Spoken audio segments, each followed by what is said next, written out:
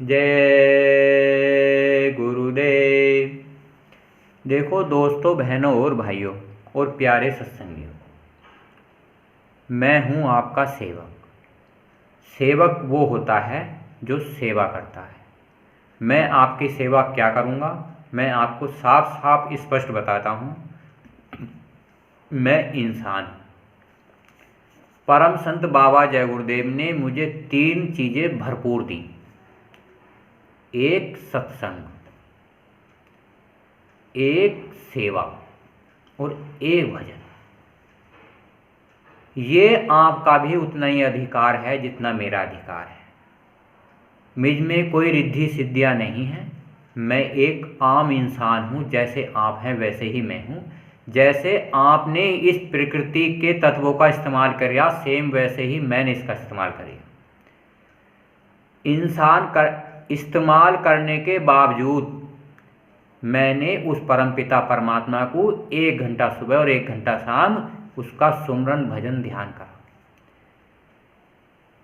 तो भगवान भी दिखाई देता है और परमात्मा भी दिखाई देता है, साफ और स्पष्ट।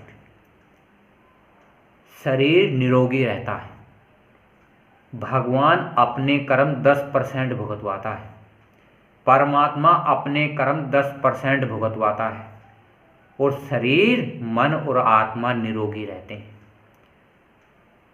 शरीर को इस संसार में घर मिलता है, भगवान को ब्रह्मांड में घर मिलता है, आत्मा को परमात्मा के यहाँ घर मिलता है। जिस प्रकार इस संसार में हम यहाँ रहते हैं अपने घर परिवार समाज के साथ, उसी प्रकार मन भगवान के घर रहता है। उसी प्रकार आत्मा परमात्मा के घर रहती है, पर आत्मा यहाँ भी रहती है। ऊपर के लोकों में आत्माएं मिनट 2 मिनट के लिए जाती है और फिर इसी आत्म शरीर में आ जाती है, तो सारे लोगों को यात्रा भी कर लेती है और अपने घर परिवार समाज का बुरा भी नहीं होता, सबसे प्रेम बना रहता है। गुरु महिमा अपार जगत में, गुरु महिमा अपार। मैं आपको साफ साफ स्पष्ट बताता हूँ परम संत बाबा जय गुरुदेव की कही हुई प्रार्थना। एक प्रार्थना कही थी, मैं आपको उसका अर्थ बताता हूँ। तेरी शक्ति अनंत अपार, गुरु घट घट में आप समाया है। तेरी शक्ति अनंत अपार। गुरु कौन है? जो अंधकार से प्रकाश की ओर को जाता है। उनकी क्या शक्ति है? अनंत और अपार। जहाँ की आत्मा ही रहने वाली है, जहाँ तक आत्मा जाएंगी और आएंगी, वो परमपिता परमात्मा की शक्ति है जो सभी इंसानों का एक है, पूरे मानव समाज का एक है। वो कोई 2 नहीं हो सकते। आत्माओं का पिता एक है और दुख सुख का जो कारण है उसका मालिक एक है। अनंत है। अनंत का मतलब जहाँ से आदि है और अंत है, उसे कहते हैं अनंत। गुरु घट घट में आप समाया है। गु माने अंधकार, रू माने प्रकाश। जो भी जीवात्मा इस शरीर धारण करके, मनुष्य शरीर धारण करके सत्य का पाठ पढ़ाने आती है, कर्म धर्म का पाठ पढ़ाती है, वो उस मालिक की परम प्यारी आत्माएं होती हैं। तो वो घट घट में आप समाया है। हृदय में भाव उठते हैं सब इंसानों के, क्या अच्छा कर्म है और क्या बुरा कर्म है। 80-90% बुरे कर्म से हमें बचना चाहिए। कोई इंसान ऐसा नहीं जो बुरे कर्म ना करता हो। अगर हम बुरे कर्म कंट्रोल में रह के करेंगे तो हम सक्षम हो जाएंगे, कामयाब हो जाएंगे और परमात्मा हम पर दया करेगा। अगर हम अच्छे कर्म कंट्रोल में करके करेंगे तो वो परमात्मा हम पर दया करेगा। जब भी तो हम आनंद के कर्मों में जाएंगे। आनंद का कर्म है सच बराबर तप नहीं, झूठ बराबर पाप। जिसके हृदय साच है उसके हृदय आप। सच्चे कर्म महात्माओं के द्वारा बताए हुए होते हैं। महात्मा कहते हैं जिनकी आत्मा महान होती है, जो चारों पांचों लोकों में भ्रमण करता हो उसकी आत्मा महान होती है। संसार के भोग तो सब भोगते हैं और भोगने का हमारा अधिकार भी है। किसी को सता के आप अच्छा कर्म नहीं कर सकते। किसी को प्यार मोहब्बत से काम ले लो जिससे उसके मन को, आत्मा को, शरीर को ठेस ना पहुंचे, तो वो अच्छा कर्म है। जिस कर्म से किसी आत्मा को, मनुष्य शरीर को और मन को ठेस पहुंचती हो, वो बुरा कर्म है। मैं आपसे प्रार्थना करता हूं, आप सच्ची लगन करिए उस परम पिता परमात्मा से, जो सभी सारे मानव समाज का एक सृजनहार कुल मालिक है। गुरुदेव, तुम्हारे दर्शन को एक दर्श भिखारी आया है। आत्मा उस परमात्मा की भिखारी है, भीख मांग रही है कि तू मुझे अपने घर ले जा जहां तेरा लोक है। इस संसार में रहते हुए, इस जीवन काल में रहते हुए, सारे घर परिवार के काम करते हुए आप उन लोगों में जा सकते हो। इतना आसान कुछ काम नहीं। करोगे तो मिलेगा, नहीं करोगे तो नहीं मिलेगा। हम तुम सब घर परिवार के, समाज के काम करते हैं नियम पूर्वक। देखो, प्रकृति भी काम करती है नियम पूर्वक। सूर्य सुबह को टाइम से निकलता है, टाइम से छुपता है। इसी प्रकार हमारी दिनचर्या भी टाइम से होनी चाहिए। सुबह को 4 बजे उठो, मालिक का नाम लो, 1 घंटे का समय दीजिए, 1 घंटा शाम को समय दीजिए। ज़्यादा समय ना मिल पाए तो 15 मिनट करके देख लीजिए, पर समय सीमा 1 ही घंटे कर देनी चाहिए, क्योंकि आत्मा अभ्यास करती है।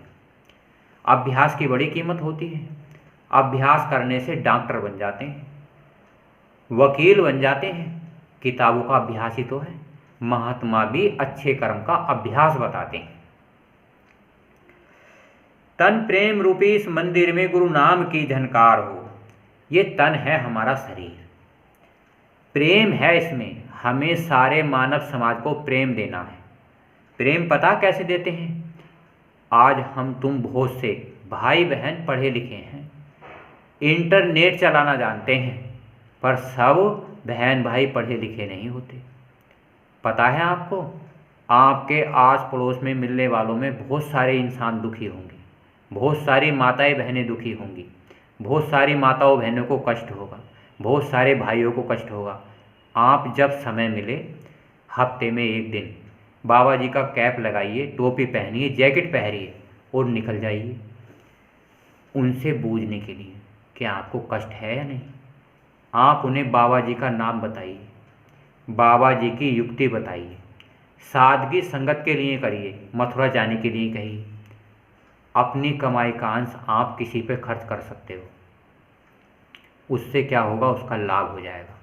आपको कुछ नहीं खर्च करना पड़ेगा। अगर आपने मानव इंसान से प्रेम नहीं करा तो भगवान तुमसे लाखों कोस दूर रहेगा। प्रेम रूपी इस मंदिर में गुरु नाम की झनकार हो। ये इंसानी मंदिर बनाया है उस परम पिता परमात्मा ने, जो सभी धर्मों का, सभी मानव समाज का एक है। गुरु नाम की झनकार हो। इसी मंदिर में अंधकार और प्रकाश, बुरा और अच्छा, आपको निरख परख करने की पूर्ण आज़ादी हो। ये क्या है? एक आधार, एक मजबूत टिकाऊ काम। हमें निरख परख जरूर होनी चाहिए। जब तक हमें बुरे काम की निरख परख नहीं होगी तो हमारा मन, आत्मा और शरीर बुरा ही करता चला जाएगा। देखो, समाज में शराब होती है, सब पीते हैं, उसकी बुराई का भी पता होता है, फिर भी पीते रहते हैं। जब आप महात्माओं के पास जाओगे, संतों के पास जाओगे, साधक के पास जाओगे, तो आपको सही सत्य बात बताएगा। जब तो कबीरदास ने कहा है, सच बराबर तप नहीं, झूठ बराबर पाप, और जिसके हृदय साच है उसके हृदय आम। परमपिता परमात्मा की नाम रूपी झनकार होती है, आत्मा में होती है, मन में होती है, शरीर में होती है। शरीर निर्मल और पवित्र हो जाता है, मन शुद्ध हो जाता है भगवान को देखने के लिए, आत्मा परमात्मा को देखने के लिए शुद्ध हो जाती है। ये हमारे कर्म ही तो है। कर्म ही पूजा है, कर्म ही सारी है, कर्म ही सर्वोपरि है, कर्म का आधार है। महात्मा कर्म बताते हैं अच्छे और बुरे दोनों करने के लिए। बुरे कर्म कितने करने हैं, अच्छे कर्म कितने करने हैं। ये महात्मा बताते हैं। और आनंद के कर्म कितने करने हैं, ज़्यादा कम करने पर 84 लाख योनियों की यात्राएं करनी पड़ती हैं। आपने देखा नहीं, पीछे के इतिहास में कृष्ण भगवान ने थोड़ा सा बुरा काम करा, बहेलिया ने छुप के मारा, राम ने बाली को छुप कर मारा। कर्म ऐसे होते हैं, अगले जन्मों में बदला लिया जाता है। भीष्म पितामह ने एक सांप को जो जिंदा था उसे झाड़ियों पे टांग दिया था, मरा समझ के।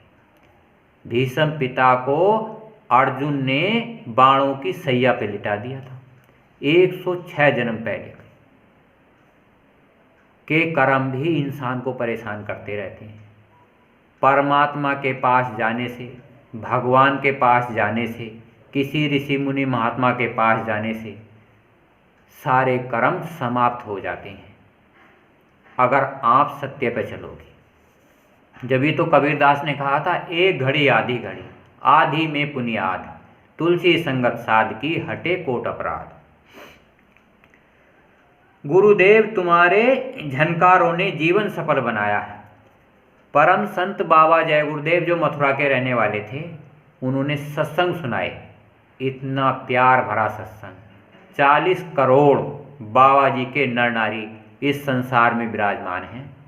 बहुत बहुत भक्ति करी, बहुत बहुत प्रेम करा, श्रद्धा भाव रखी, समर्पण किया। आज आत्माएं उस भगवान को देखने में लाखों सक्षम हो गई। और हमें तुम्हें सारे सत्संगियों को मिलकर इस मानव समाज को आगे बढ़ाना है। सबसे पहले एक झंडा ले लो जय गुरुदेव नाम का, एक कैप लगा लो। अरे आप ज़्यादा नहीं, हफ्ते में एक दिन की छुट्टी मिलती है। घर परिवार समाज, माताएं बहनें सब निकल जाइए मानव समाज का कल्याण करने के लिए। एक दिन का समय दे दो हफ्ते में। जो जीवात्माएं अपने आस पड़ोस में, मोहल्ले में दुखी हैं, उन्हें सत्य बताइए। अगर आप एक दिन का समय दे दोगे, वो परमात्मा आपको निरोगी कर देगा। आत्मा को परमात्मा मिल जाएगा, मन को भगवान मिल जाएगा और शरीर निरोगी हो जाएगा। इतना आसान इस कलयुग में और क्या चाहिए। बुरे और अच्छे कर्म दो ही होते हैं, तीसरे आनंद के होते हैं। अब आपकी मर्जी है और कहना महात्माओं का काम है। पीछे से आज तक जितने भी महात्मा हुए सब समझाते चले आए हैं। आप करो या ना करो, ये आपका पूर्ण अधिकार है। गुरुदेव तुम्हारे दर्शन को एक दर्श भिखारी आया है। नत मस्तक हूँ चरणों में, मन सुमरन में यह लगा रहे। नत मस्तक मतलब मैं आपके चरण कमलों में सिर झुकाता हूँ। जैसे यहाँ आकाश में चरण कमल होते हैं, चित आकाश में, उसी प्रकार इस संसार में चरण कमल होते हैं। जैसे सूरज चांद सितारे अंतर में आंख बंद करके हम देखते हैं, तो वही चरण कमल अंदर में मौजूद रहते हैं। जब ही तो आत्मा कह रही है नत मस्तक हूँ मैं चरणों में अंतरचित में, मन सुमरन में लगातार रहे।